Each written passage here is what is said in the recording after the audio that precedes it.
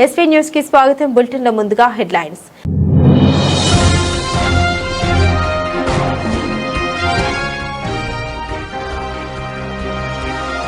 చర్చలు విఫలం. America Iran మధ్య కుదరని శాంతి ఒప్పందం.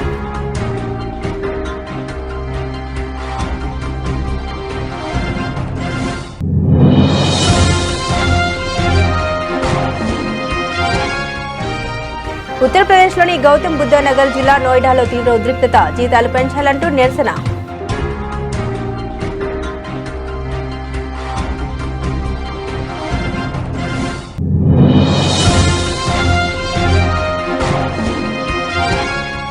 మంత్రి సీతక్క వ్యాఖ్యలపై ఆగ్రహం వ్యక్తం చేసిన మాజీ ఎమ్మెల్యే. షరతుగా క్షమాపణ చెప్పాలని వెంకటరమణారెడ్డి డిమాండ్.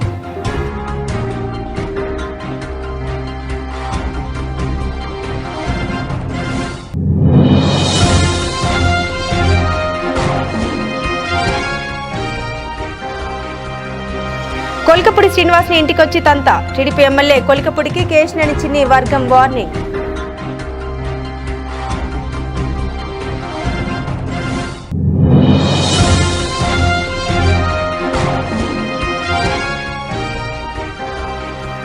బీఆర్ఎస్ మళ్లీ టీఆర్ఎస్ అవుతుందా? ఆసక్తి రేపుతున్న కేటీఆర్ వ్యాఖ్యలు.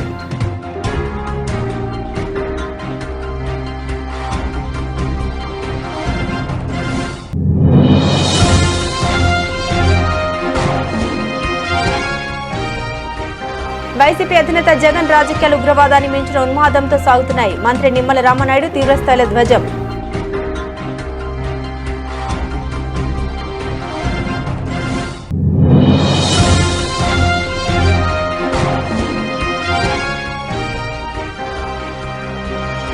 ధ్వంసమైన టెహ్రాన్ గాంధీ ఆసుపత్రి దృశ్యాలు రిలీజ్ చేసిన ఇరాన్.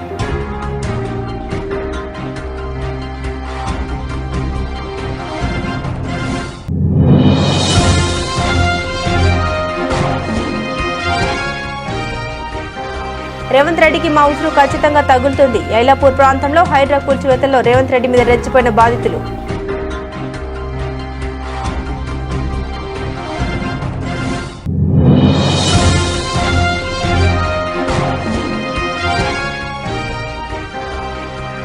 శ్రీవారి జూలై నెల టికెట్ల షెడ్యూల్ విడుదల. ప్రత్యేక ప్రవేశ దర్శన కోటాను 24న 10 గంటలకు విడుదల.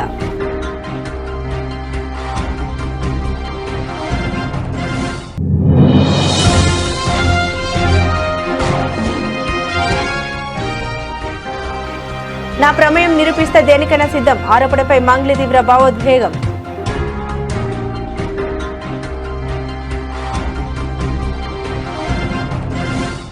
పాకిస్తాన్లోని ఇస్లామాబాద్ వేదికగా అమెరికా ఇరాన్ మధ్య జరిగిన చర్చలు విఫలమయ్యాయి. 21 గంటల పాటు సుదీర్ఘంగా చర్చలు సాగినప్పటికీ శాంతి ఒప్పందంపై ఇరు పక్షాలు ఏకాభిప్రాయానికి రాలేకపోయాయి. దీంతో ఇటీవల కుదిరిన 2 వారాల తాత్కాలిక కాల్పుల విరమణ ఒప్పందం భవితవ్యం ప్రమాదంలో పడింది. చర్చలు విఫలం కావడానికి కారణం మీరంటే మీరేనంటూ ఇరు పక్షాలు పరస్పరం నిందించుకున్నాయి. యుద్ధం ముగింపునకు తుది అద్భుత ఆఫర్ను అమెరికా అందించినప్పటికీ ఇరాన్ అంగీకరించలేదని అమెరికా బృందానికి నేతృత్వం వహించిన ఉపాధ్యక్షుడు జేడీ వాన్స్ పేర్కొన్నారు. అమెరికా వల్లే చర్చలు విఫలం అయ్యాయని ఇరాన్ పార్లమెంట్ స్పీకర్ బకర్ గాలిబఫ్ విమర్శించారు. చర్చల అనంతరం ఇస్లామాబాద్ నుండి అమెరికాకు బయలుదేరే ముందు వాన్స్ మీడియాతో మాట్లాడారు.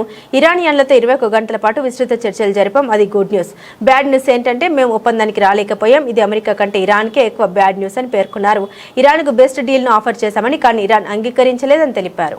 We've been at it now for 21 hours and we've had a number of substantive discussions with the Iranians. That's the good news.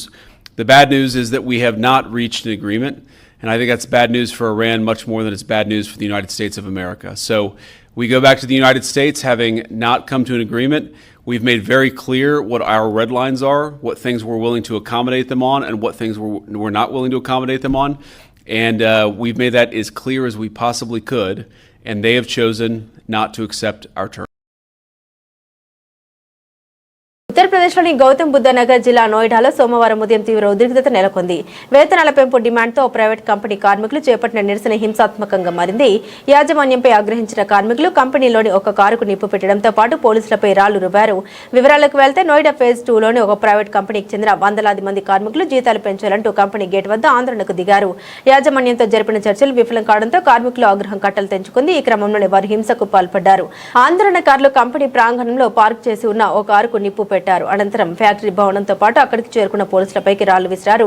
పరిస్థితిని అదుపులోకి తెచ్చేందుకు పోలీసులు లాఠీచార్జ్ చేసి టీయర్ గ్యాస్ ప్రయోగించి గుంపును చెదరగొట్టారు.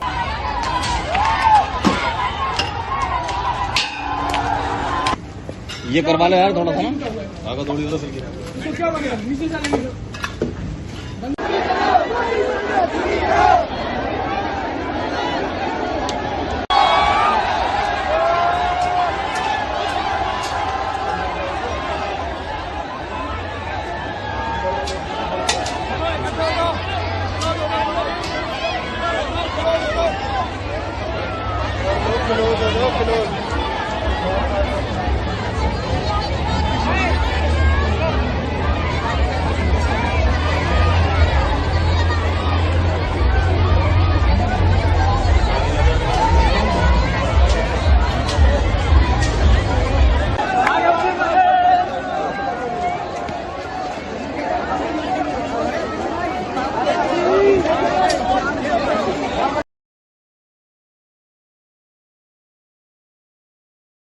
అంగన్వాడీలకు ఇచ్చిన ఫోన్లలో అవినీతి జరిగిందని సోషల్ మీడియా మరియు ప్రతిపక్ష అడిగితే చెప్పులు తెగుతాయి వంటి వ్యాఖ్యలు చేయడం ఇదేం సాంప్రదాయం. మంత్రి సీతక్క వ్యాఖ్యలపై మాజీ ఎమ్మెల్యే గండ్ర వెంకటరమణారెడ్డి ఆగ్రహం వ్యక్తం చేశారు. మంత్రి సీతక్క బేషరతుగా క్షమాపణ చెప్పాలని మాజీ ఎమ్మెల్యే గండ్ర వెంకటరమణారెడ్డి డిమాండ్ చేశారు. నిన్న రాష్ట్ర పంచాయత్ రాజ్ శాఖ మంత్రి ధనసరి అనసూయ అలియా సీతక్క నిన్న ములుగులో ఆమె మాట్లాడినటువంటి మాట ఆమె పైన ఆమె మంత్రిత్వ శాఖ పైన మహిళలకు ముఖ్యంగా అంగన్వాడీ సెంటర్లో ఉండేటువంటి అంగన్వాడీ టీచర్స్కు ఇచ్చేటువంటి సెల్ ఫోన్లలో అవినీతి జరిగిందని అభియోగం వచ్చినప్పుడు వివరణ ఇచ్చుకోవాల్సిన బాధ్యత రాష్ట్ర మంత్రిగా ఆమె పైన ఉంటుంది. బహిర్గతం కూడా చేయాల్సిన అవసరం ఉంటుంది. ఏ ఫోన్ ఇచ్చిలో నువ్వు అంగన్వాడీ టీచర్లకు ఫోన్లు అంటే 2,000 రూపాయల నుంచి 2 లక్షల రూపాయల వరకు ఉన్నాయి ఫోన్ల విలువ. ఏ కంపెనీ ఫోన్ ఇచ్చినో దానికి మరి ఏ మోడల్ అది ఇవన్నీ కూడా చెప్పాల్సిన బాధ్యత ఉంటుంది. కానీ మరి ప్రశ్నించిన వాళ్ళను చెప్పుతో కొడతాం, చెప్పులు తెగుతాయని చెప్పడం ఇది ఏ సాంప్రదాయమో ఆమె సమాధానం చెప్పాలి. ధనసూరి అనసూయ ఎలియా సీతక్క ఇప్పటికిప్పుడే ఆమె మంత్రి కాలేదు. గతంలో కూడా ఆమె ఎమ్మెల్యేగా ఉన్నది. ఒకసారి ఓడిపోయింది, గెలిచింది. ప్రజా జీవితంలో ఉన్నప్పుడు ఆరోపణలు వచ్చినప్పుడు ఆరోపణలకు సరైన పద్ధతిలో రిప్లై ఇవ్వాలి, సమాధానం చెప్పాలి. కానీ ఈరోజు రేవంత్ రెడ్డి మొదలుకొని ఈరోజు ఆయన మంత్రివర్గ సహచరులు కూడా ఇదే పద్ధతిలో మాట్లాడడం చూస్తూ ఉంటే ఈరోజు ఆమె అంటుంది అభియోగం వస్తే మరకేస్తే మేము కడుక్కోవాలని. మరి నువ్వు కూడా గతంలో కేసీఆర్ గారి ప్రభుత్వంలో ఉన్నటువంటి ముఖ్యమంత్రి గారిని తెలంగాణ రాష్ట్ర ప్రయోజనాలను దృష్టిలో పెట్టుకొని కాళేశ్వరం ప్రాజెక్టు కడితే ఆ ప్రాజెక్టు యొక్క వ్యయమే 1,00,000 కోట్లు కాకపోయినప్పటికీ 1,00,000 కోట్ల రూపాయల అవినీతి జరిగిందని ఏ ఆధారాలతో నువ్వు మాట్లాడినావు? అదేవిధంగా కేటీ రామారావు గారు ఆయన మంత్రిత్వ శాఖలో ఈ రాష్ట్రానికి ఒక పేరు తీసుకురావాలని ఈ కార్ రేసును తీసుకొస్తే అవినీతి జరిగిందని ఏ ఆధారాలతో చెప్పి ఈరోజు ఛార్జ్షీట్ వేసినావు? ఇలా చెప్పుకుంటూ పోతే చాలా విషయాలలో విద్యుత్ కొనుగోలు మీద ఎందుకు కమిషన్లు వేసినావు? విద్యుత్ కొనుగోలు అంతా కూడా ప్రభుత్వం పక్క రాష్ట్రమైనటువంటి ఛత్తీస్గఢ్ తోటే ఒప్పందాలు చేసుకున్నది. అందులో అవినీతి జరిగిందని ఆరోపణ చేస్తావు. ఆరోపణలు నువ్వేమో చేయొచ్చు, నువ్వు అధికారంలో ఉండి ఈరోజు నీ యొక్క ఫోన్లలో అవినీతి జరిగిందని ఆరోపణ చేస్తే చెప్పులు దిగుతాయని చెప్పడం ఇది ఏ సాంప్రదాయం అని ఈరోజు ప్రశ్నిస్తున్నాం. అదేవిధంగా ఇదే భూపాలపల్లి గడ్డ మీదకి వచ్చి ఈనాటి ముఖ్యమంత్రి ఆనాడు పిసిసి అధ్యక్షుడిగా నా పైన 1,400 ఎకరాల భూమిని కబ్జా చేసిండు అని ఆరోపణ చేసినావు. మరి ఈరోజు 2.5 సంవత్సరాలైంది. ఇప్పటికే కోర్టులలో పరువు నష్టం దావాను క్రిమినల్ ప్రొసీడింగ్లో అదేవిధంగా సివిల్ కేసులో కూడా వేయడం జరిగింది. అంటే మీరు ప్రతిపక్షంలో ఉన్నప్పుడు ఏదైనా మాట్లాడవచ్చు. ఈరోజు మేము ప్రతిపక్షంలో మిమ్మల్ని టీడీపీ ఎమ్మెల్యే కొలికపుడికి కేశినేని చిన్ని వార్నింగ్ ఇచ్చారు. ఎమ్మెల్యేని ఇంటికొచ్చి తంతా అంటూ టీడీపీ తిరువూరు నియోజకవర్గ మాజీ ఇన్ఛార్జ్ దేవదత్ అన్నారు. బెల్ట్ షాపులు నువ్వు అడ్డుకునేది ఏంటి? 175 నియోజకవర్గాల్లో ఎలా జరిగితే ఇక్కడ అలాగే జరుగుతుంది. ఎంపీ తన దగ్గర డబ్బులు తీసుకోలేదన్న దేవదత్ అభివృద్ధిపైన వ్యక్తిగత విషయాలపైన బహిరంగ చర్చకు సిద్ధమా అంటూ సవాల్ విసిరారు. ఎమ్మెల్యే పార్టీ పరువు తీస్తున్నాడని 3 అంశాల్లో ఎమ్మెల్యేని అడ్డుకుంటామని దేవదత్ ప్రకటించారు. బెల్ట్ షాపులు ఎక్కువ అవుతున్నాయి. నీకేంటి బెల్ట్ షాపులు ఎక్కువ అవుతున్నాయి అనేసి నువ్వు మాట్లాడడానికి 170 నియోజకవర్గాల్లో ఎలా నడుస్తుంది, ఇక్కడ కూడా నడుస్తుంది. ఏంది నువ్వు చేసేది? నీ వల్ల ఏమైనా అవుతుందా? ఇంకోటి పెట్టే పోస్ట్ ఏంటంటే పల్లెలన్నీ కన్నీరు కారుస్తున్నాయి. పల్లెలన్నీ కన్నీరు కాచకుండా నేను సమాధానం చెప్తాను, నీకు పరిష్కారం ఇస్తాను, నాతో పాటు రా, చంద్రబాబు నాయుడు గారి దగ్గరికి వెళ్దాం, లోకేష్ బాబు గారి దగ్గరికి వెళ్దాం, పురపాలక శాఖ మంత్రి నారాయణ గారి దగ్గరికి వెళ్దాం, పవన్ కళ్యాణ్ గారి దగ్గర పంచాయతీరాజ్ సత్న పవన్ కళ్యాణ్ గారి దగ్గరికి వెళ్దాం, రోడ్లు అడుగుదాం. 5 దగ్గరికి వెళ్తే 5 రోడ్లు ఇస్తారు. నీలా దద్దమ్మలా చేతగాని ఒక ఎమ్మెల్యేలా కూర్చొని సోషల్ మీడియా ఉంది కదా, ఒక రాత రాష్ట్ర అయిపోతున్నది కాదు, నవ్వుకుంటున్నారు. పల్లెలన్నీ కన్నీరు పెడుతున్నాయి, రోడ్లు లేక వెలగలపోతున్నాయి అంటే అది నీ చేతగానితనం కాదా? నిన్ను ఎందుకు అనుకున్నారు ఎమ్మెల్యేగా? ఎందుకు అనుకున్నారు? మొన్న చెప్పినట్టుగా నువ్వు పరిష్కారం ఇస్తామని, పరిష్కరించే శక్తి స్తోమత నీ దగ్గర ఉందనేసి నిన్ను ఎమ్మెల్యేగా ఎన్నుకున్నారు. ఈ రోజు నీకు అది చేత కాదు అనేసి తిరువూరు నియోజకవర్గ ప్రజలందరూ కూడా నెత్తి నువ్వు మొత్తుకుంటున్నారు. మరి ముఖ్యంగా నిన్ను గెలిపించిన కార్యకర్తలు, నిన్ను గెలిపించిన నాయకులు ఇలాంటి ఒక అసమర్థత ఎమ్మెల్యేని, కులాన్ని వాడుకునే ఎమ్మెల్యేని, విద్వేషాలు రెచ్చగొట్టే ఎమ్మెల్యేని, ఒకళ్ళ మీద ఒకరికి సాడీలు చెప్పేసి వాళ్ళ మధ్య ఘర్షణలు సృష్టించే బీజేపీ కాంగ్రెస్ ఇద్దరు తోడుదొంగలే. రేవంత్ తన బామ్మర్తో కలిసి సింగరేణిని కొల్లగొడుతుంటే బీజేపీ అడ్డుకోకుండా రేవంత్ ను కాపాడుతుంది. బీజేపీ ఎంపీలకు రేవంత్ బామ్మర్దికి బీజేపీ టెండర్లు కట్టబెడుతూ ఒకరినొకరు కాపాడుకుంటున్నారు. కాంగ్రెస్ అవినీతిపై ప్రధాని మోదీ, హోంమంత్రి అమిత్ షా కేవలం మాటలు చెబుతున్నారు తప్ప విచారణ జరిపించడం లేదని కేటీ రామారావు సంచలన వ్యాఖ్యలు చేశారు. కాంగ్రెస్ వాళ్ళు ఇట్లున్నారు, బీజేపీ వాళ్ళు ఏమైనా చక్కగా ఉన్నారంటే వాళ్ళు ఏం చక్కగా లేరు. ఇంత అవుట్ రైట్ గా రేవంత్ రెడ్డి దోపిడీ చేస్తుంటే సింగరేణిలో మనం అడిగినాం, అయ్యా మీ వాటా కూడా ఉన్నది, కేంద్ర ప్రభుత్వమా మీకు కూడా 49% ఉన్నది, మీరెందుకు అడ్డుకుంటలేరు ఈ కుంభకోణాలను? మీరెందుకు 1000 కోట్ల దోపిడీ జరుగుతుంటే గమ్మునున్నారు? సిబిఐ ఎంక్వైరీ ఏంటి అంటే మేమే బెబ్బెబ్బే, ఇద్దరు దొందే, ఇద్దరు చీకటి దోస్తులు ఒకరినొకరు కాపాడుకుంటా ఉన్నారు. ముఖ్యమంత్రి బావమరిదికి ఇక్కడ సింగరేణిలో టెండర్లు వస్తుంటే ముఖ్యమంత్రి బావమరిదికి ఇక్కడనే వస్తున్నాయి అనుకున్నారు మీరు టెండర్లు. కేంద్ర ప్రభుత్వ పథకం అమృత్ లో కూడా ఇదే ముఖ్యమంత్రి బావమరిది సృజన్ రెడ్డికి 100 కోట్ల కాంట్రాక్టులు వస్తాయి. బీజేపీ ఎంపీలకు ముఖ్యమంత్రి గారు తెలంగాణలో కాంట్రాక్టులు ఇస్తారు. అట్లా మంచిగా ఇచ్చిపుచ్చుకునే బంధం కాంగ్రెస్ బీజేపీ కలిసి నడుస్తా ఉన్నారు. అందుకే ఒకరి దోపిడీ ఒకరు బయట పెట్టకుండా బ్రహ్మాండంగా కాపాడుకుంటా ఉన్నారు. ప్రధానమంత్రి వస్తాడు ఢిల్లీకి వెళ్ళి, వచ్చి పెద్ద మీటింగ్ లో చెప్తాడు, ఈ రాష్ట్రంలో RR ట్యాక్స్ వసూలు చేస్తున్నారు, బిల్డర్ల కాడ, కాంట్రాక్టర్ల కాడ, సింగరేణిలో పనిచేసే కాంట్రాక్టర్ల కాడ RR ట్యాక్స్ వసూలు చేస్తున్నారు అంటాడు. ఏంటిది RR ట్యాక్స్ అంటే? రాహుల్ రేవంత్ ట్యాక్స్ అంటాడు. మరి చెప్పి కూడా 2 సంవత్సరాలు అయిపోయాయి ప్రధానమంత్రి చెప్పి. మరి 2 సంవత్సరాలు అయిపోయినా కూడా ఎందుకు విచారణకు ఆదేశిస్తలేడు ప్రధానమంత్రి గారు? హోంమంత్రి అమిత్ షా వస్తాడు, తెలంగాణ ATM గా మారిపోయింది, కుంభకోణాలు చేస్తున్నారు కాంగ్రెస్ వాళ్ళు, ATM అయిపోయింది తెలంగాణ కాంగ్రెస్ పార్టీకి అంటాడు. మరి దొంగలు ఎవరు పట్టుకోవాలి? హోంమంత్రి పట్టుకోవాలనా లేదా? పోలీసుడే పట్టుకోవాలి కదా. మరి దొంగను పట్టుకునే పోలీసులకు అధ్యక్షుడిగా ఉన్న హోంమంత్రి ఇలా ఆయన వచ్చి ATM గా మారింది అంటాడు తప్ప కార్వాయి చేయడు, విచారణ జరిపించడు. ఒకళ్ళ దొంగతనం ఒకళ్ళు బయట పడకుండా మంచిగా భద్రంగా కాపాడుకుంటా ఉన్నారు. ఇంకా దాని మీదకెళ్ళి ఒక కొత్త కుట్ర. ఇంత బ్రహ్మాండంగా గోదావరి నది మీద కేసీఆర్ గారి నాయకత్వంలో కాళేశ్వరం ప్రాజెక్టు మనం కట్టుకుంటే ఆ కాళేశ్వరాన్ని ఓడు కూలేశ్వరం అయిపోయింది అంటాడు. 1,00,000 కోట్లు కొట్టుకపోయినాయి అబద్ధాలు మాట్లాడతారు. 1,00,000 కోట్లు అప్పు అయిపోయింది తెలంగాణలో అని చెప్పి తప్పుడు మాటలు మాట్లాడతారు. ఇట్లా ప్రజలను ఇంకా కూడా 2.5 సంవత్సరాలు గడిచిన తర్వాత కూడా 3 బడ్జెట్లు ప్రవేశపెట్టిన తర్వాత కూడా 3 నెలల్లో అమలు చేస్తామన్న హామీలు అమలు చేయకపోగా ఇంకా కూడా ప్రజలను మళ్ళీ వైసీపీ అధినేత జగన్ రాజకీయాలు ఉగ్రవాదాన్ని మించిన ఉన్మాదంతో సాగుతున్నాయని, ఆయన గొడ్డలి రాజకీయం రాష్ట్రానికి పెను ప్రమాదంగా పరిణమించిందని రాష్ట్ర నీటిపారుదల శాఖ మంత్రి నిమ్మల రామనాయుడు తీవ్రస్థాయిలో ధ్వజమెత్తారు. నరుకుతాం, చంపేస్తామనే నీచమైన భాషతో రాజకీయాలు చేస్తూ విధ్వంసాన్ని తమ అజెండాగా వైసీపీ మార్చుకుందని ఆయన విమర్శించారు. మంగళగిరిలోని టీడీపీ కేంద్ర కార్యాలయంలో ఏర్పాటు చేసిన మీడియా సమావేశంలో ఆయన మాట్లాడారు. జగన్ రెడ్డి తన హిడెన్ అజెండాను ఇప్పుడు బహిరంగంగానే ప్రకటిస్తున్నారని అన్నారు. అధికారం కోసం ఎంతటి దారుణానికైనా ఒడిగట్టేలా వారి తీరు ఉందని మండిపడ్డారు. ఏ రాజకీయ పార్టీ అయినా సరే రేపు అధికారంలోకి వస్తే నేరాలని అరికడతాం, శాంతి భద్రతలను కాపాడుతామని చెప్తూ ఉంటారు. కానీ ఈ యొక్క వైసీపీ పార్టీ ఏదైతే ఈ యొక్క గొడ్డల పార్టీ అని ఈ రోజు ఏదైతే ప్రజలు పిలుస్తూ ఉన్నారో, మరి వాళ్ళు ఏం చెప్తూ ఉన్నారు?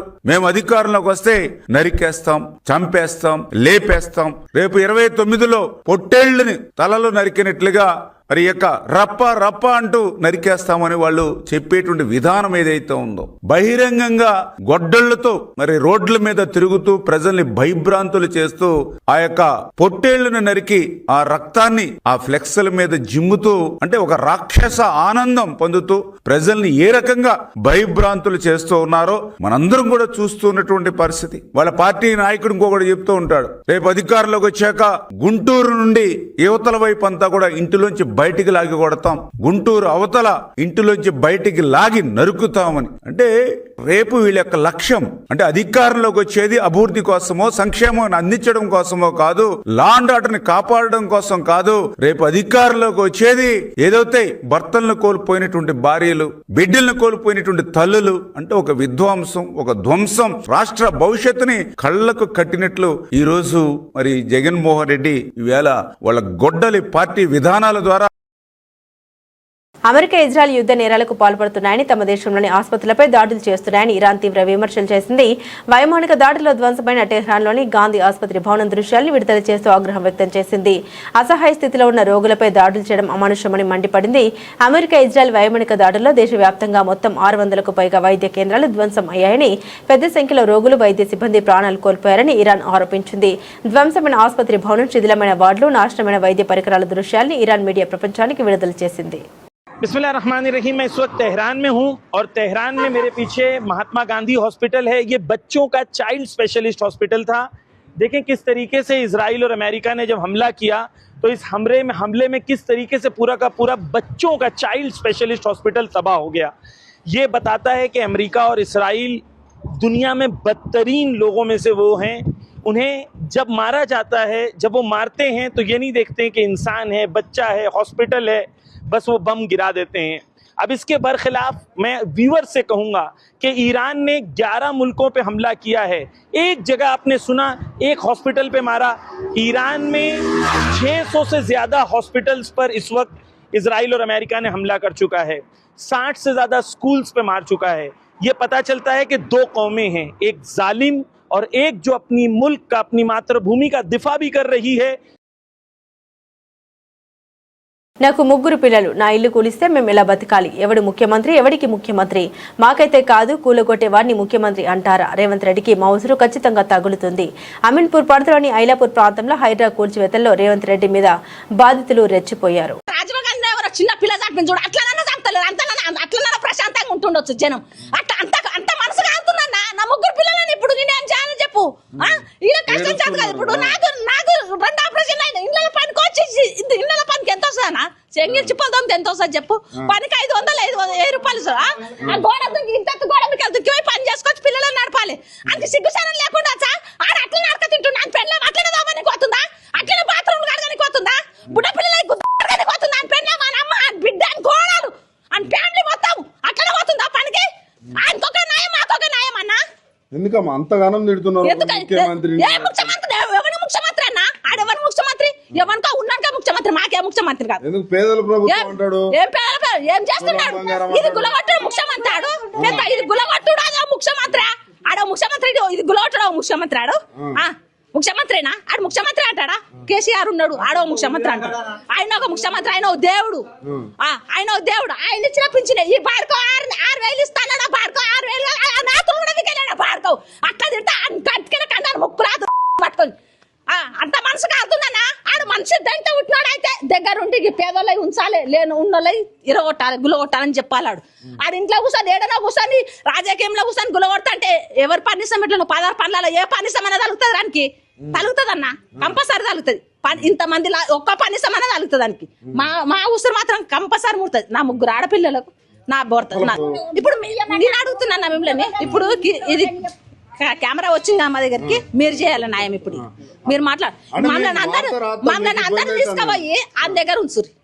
కెమెరాలు అంతా కలిసి ఇది గులగొట్టురు కాబట్టి అందరు తోలుకపోయి ఆ రూమ్ లో ఉంచురు. అంది ఏంది ఉందో ఆ రూమ్ లో ఉంచురు. ఆయన రూమ్ వస్తేనే రానిస్తాడా అమ్మ? వస్తేనే రానిస్తాడా ఆయన? అది మాట్లాడాలన్నా మరి అట్లా మాట్లాడాలి. ముగ్గురు పిల్లలు ముగ్గురు ముగ్గురు ఉన్నారన్న పెళ్లిలకు. ఇప్పుడు ముగ్గురున్నారు, ఇది అమ్ముతామేమో చేస్తామని అనుకున్నాం. మా నాలుగు ముండమో చెండలో కూర్చుండి ఇప్పుడు పెట్టి కూర్చున్నాడు. ఈ ఎంత మాది మా మరిది, ఇది మొత్తం మా మామలదా. ఇది ఆ పిల్లలు చిన్న పిల్లలు బండ పెట్టుకొని నాటేస్తాం. ఇల్లు ఉంచాలి కదా, ఏదైనా ఉంచాలి కదా, అదన్నా ఉంచాలి కదా. ఇది కూడా ఉంచుతలేడు కదా. ఇది ఉంటదేమో, ఇది మొత్తం అమ్మేసుకొని ఇంత పిల్లల పెళ్లి చేద్దాం, మా మనమరాలు పెళ్లి చేద్దాం అనుకున్నాం. ఆయన పక్కన ఉట్టి ఆడు మొత్తం తీసేసుకుంటున్నాడు. ఎక్కడ తీసేస్తాడు? గ్రామ పంచాయతీ గ్రామ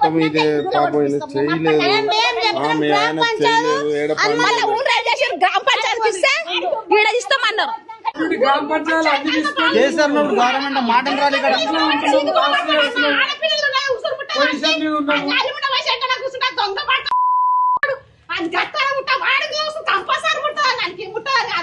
పిల్లల తర ముడతా ఖచ్చితంగా ముడతా చెప్తాను. తిరుమల శ్రీవారి ఆర్జిత సేవ టికెట్లు జూలై నెల కోటాను ఈ నెల 18న ఉదయం 10 గంటలకు ఆన్లైన్లో విడుదల చేయనున్నట్లు టీటీడీ తెలిపింది. ఈ సేవ టికెట్లు ఎలక్ట్రానిక్ డిప్ కోసం 20న ఉదయం 10 గంటల వరకు నమోదు చేసుకోవచ్చని పేర్కొంది. టికెట్లు పొందిన వారు 20 నుండి 22 మధ్యాహ్నం 12 గంటలలోపు నగదు చెల్లిస్తే టికెట్లు మంజూరవుతాయని వివరించింది. సిటీఐన్ లోకల్ గైడ్స్ కళ్యాణోత్సవం, ఊంజల్ సేవ, ఆర్జిత బ్రహ్మోత్సవం, సహస్ర దీపాలంకర సేవ టికెట్లు 21న ఉదయం 10 గంటలకు విడుదలవుతాయని తెలిపింది. వర్చువల్ సేవల దర్శన స్లాట్లను 21న మధ్యాహ్నం 3 గంటలకు, అంగప్రదక్షిణ టోకెన్ల కోట 23న ఉదయం 10 గంటలకు, శ్రీవాణి ట్రస్ట్ దర్శన టికెట్ల కోట 23న 11 గంటలకు విడుదలవుతాయని పేర్కొంది. ప్రత్యేక ప్రవేశం దర్శన కోటాను 24న 10 గంటలకు విడుదల చేస్తామని తెలిపింది. ప్రముఖ జానపద గాయని మంగ్లీ తనపై తప్పుడు ఆరోపణ చేస్తూ వ్యక్తిగత ప్రతిష్టకు భంగం కలిగిస్తున్నారంటూ న్యాయవాది సింగపోగు సుబ్బారావుపై పంజగుట్ట పోలీస్ స్టేషన్లో ఫిర్యాదు చేశారు.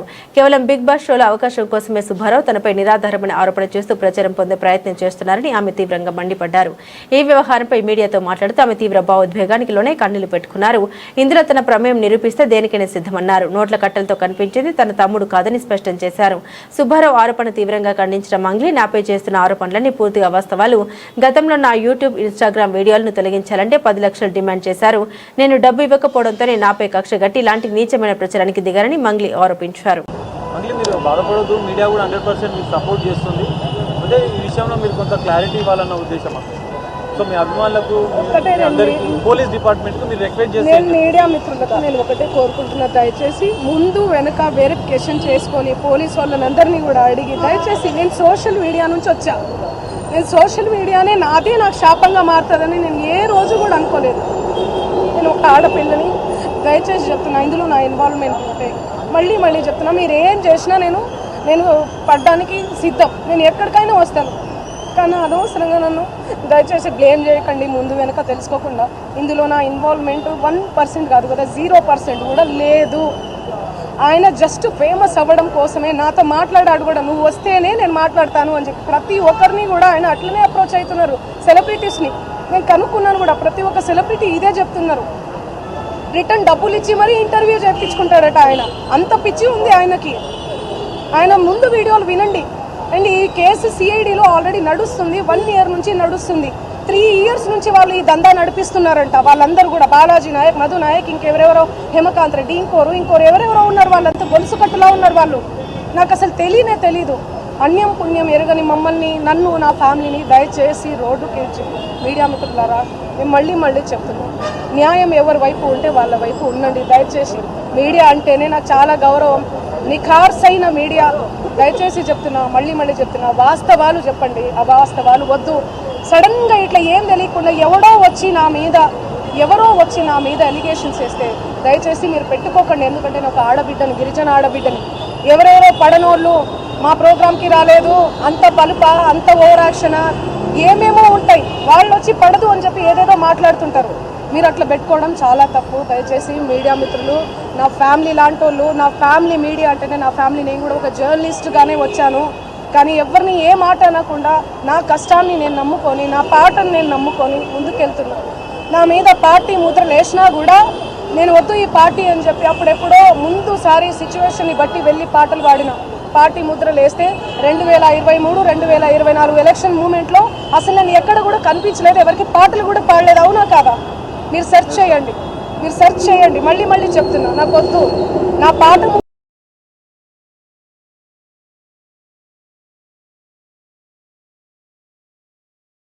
సోమవారం దేశీయ స్టాక్ మార్కెట్లు భారీ నష్టాలు చవిచూశాయి. గల్ఫ్ ప్రాంతంలో పెరిగిన భౌగోళిక రాజకీయ ఉద్రిక్తతలు, ముడి చమురు ధరల పెరుగుదల వంటి అంతర్జాతీయ పరిణామాలతో ఇన్వెస్టర్ల అమ్మకాలకు మొగ్గు చూపారు. ఫలితంగా ఇంట్రాడేలో సెన్సెక్స్ ఏకంగా 1600 పాయింట్లకు పైగా పతనం కాగా నిఫ్టీ 23,600 కీలక మార్కు కిందకు జారిపోయింది. ఇటీవల కాలంలో ఒకే రోజులో సూచీలు ఇంత భారీగా నష్టపోవడం ఇదే మొదటిసారి. ఈ అమ్మకాల ఒత్తిడికి ప్రధాన కారణం ముడి చమురు ధరలు పెరగడమే. హార్ముజ్ జలసంధిలో అమెరికా నౌకాదళ దిగ్బంధనం విధించడంతో బ్రెంట్ క్రూడ్ ధర బ్యారెల్కు $100 దాటింది. భారత్కు అధిక చమురు ధరలు ఎప్పుడూ ఆందోళన కలిగించే అంశమే. ఇది నేరుగా ద్రవ్యోల్బణం, వడ్డీ రేట్లపై ప్రభావం చూపి స్థూల ఆర్థిక వ్యవస్థపై ప్రతికూల ప్రభావం చూపుతుంది. ఈ పతనంలో బ్యాంకింగ్, ఫైనాన్షియల్ రంగం షేర్లు అత్యధికంగా నష్టపోయాయి.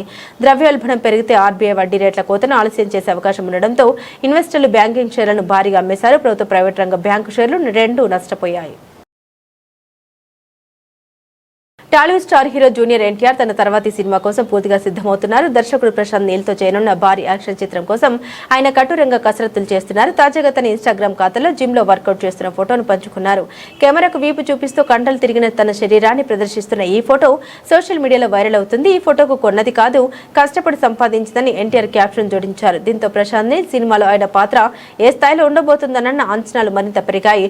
డ్రాగన్ అనే వర్కింగ్ టైటిల్ తో ప్రచారంలో ఉన్న ఈ సినిమాలో బాలీవుడ్ నటుడు అనిల్ కపూర్, మలయాళ నటుడు బిజు మీనన్ కూడా నటించనున్నారని సమాచారం. 1969 కాలంలో భారత్, చైనా, భూటాన్ సరిహద్దులో జరిగే ఎమోషనల్ యాక్షన్ కథాంశంతో ఈ సినిమా ఉండబోతుందని తెలుస్తోంది. త్వరలోనే ఈ చిత్రం కొత్త షెడ్యూల్ ప్రారంభం కానుంది. బులెటిన్ ముగించే ముందు హెడ్లైన్స్ మరోసారి.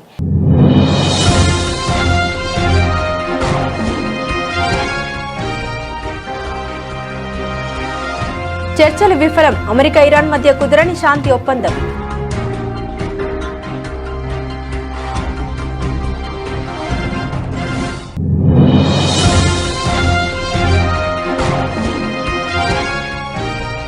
ఉత్తరప్రదేశ్లోని గౌతమ్ బుద్ధ నగర్ జిల్లా నోయిడాలో తీవ్ర ఉద్రిక్తత, జీతాలు పెంచాలంటూ నిరసన.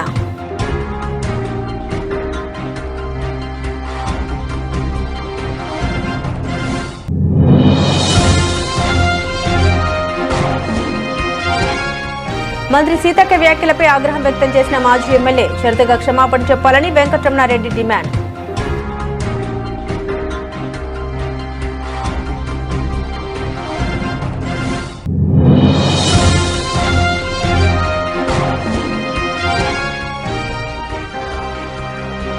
కొలికపూడి శ్రీనివాస్ని ఇంటికొచ్చి తంతా, టీడీపీ ఎమ్మెల్యే కొలికపూడికి కేశినేని చిన్ని వర్గం వార్నింగ్.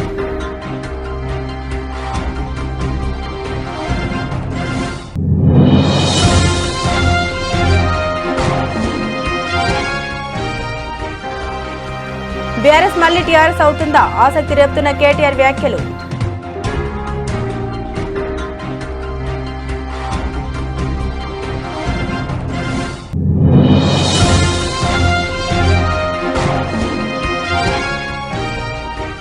వైసీపీ అధినేత జగన్ రాజకీయాలు ఉగ్రవాదాన్ని మించిన ఉన్మాదంతో సాగుతున్నాయి. మంత్రి నిమ్మల రామనాయుడు తీవ్రస్థాయిలో ధ్వజం.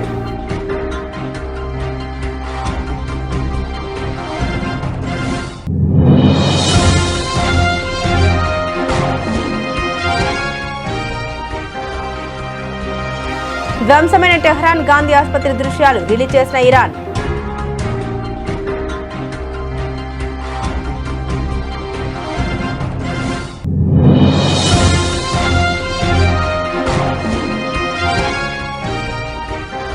రేవంత్ రెడ్డికి మా ఉసురు ఖచ్చితంగా తగులుతుంది. యైలాపూర్ ప్రాంతంలో హైడ్రా కూల్చివేతల్లో రేవంత్ రెడ్డి మీద రెచ్చిపోయిన బాధితులు.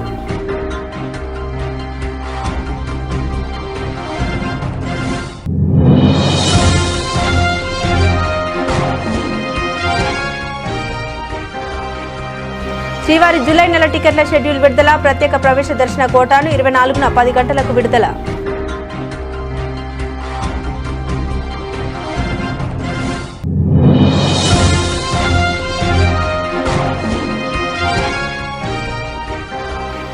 నా ప్రమేయం నిరూపిస్తే దేనికైనా సిద్ధం. ఆరోపణపై మంగ్లీ తీవ్ర భావోద్వేగం.